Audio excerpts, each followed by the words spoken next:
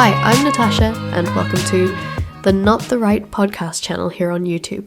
If you care about democracy, representation, and the future of our country, you're in the right place. Today, we're diving into some big news about gerrymandering, the census, and what's at stake for the 2026 elections, including some disturbing moves happening right now in American politics. Let's set the stage.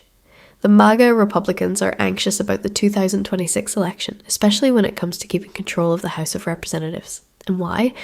Because extreme gerrymandering, redrawing voting maps to favour one party, has been the foundation holding up their power for years. Remember Operation Red Map in 2010? That move turned state legislatures in places like North Carolina, Michigan, Wisconsin, and Ohio into Republican strongholds. Without these tactics, Republicans wouldn't even have a majority in the House today. But here's the real headline. Even with these advantages, Trump and his allies are still nervous. Polls showed Democrats up by 8 points on a generic ballot. And in response, Trump is now floating the idea of changing census rules, aiming to exclude undocumented migrants from being counted. This isn't just political gamesmanship, it's about the fundamental structure of our country. The census isn't just about numbers, it's about fair representation in federal funding. If we stop counting undocumented people, states lose funding and seats. Worse, erasing these individuals from official records threatens their legal rights and even human rights protections. Remember, our Constitution guarantees due process to every person in the United States.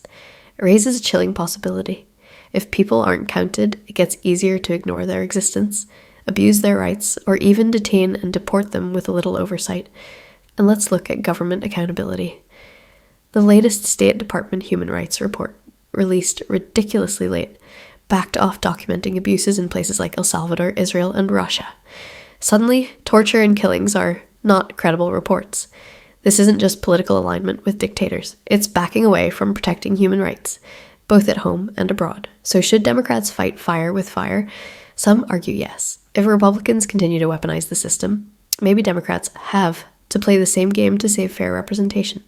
But most Democratic-led states have nonpartisan commissions for redistricting, and overturning those systems isn't easy, nor is it always desirable.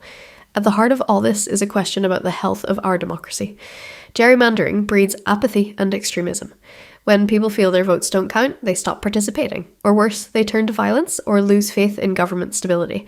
If you care about keeping our democracy strong, add your voice. Thanks for watching today's episode. If you like this video and want to hear more honest, in-depth coverage, please share this video, hit like, and subscribe to our channel.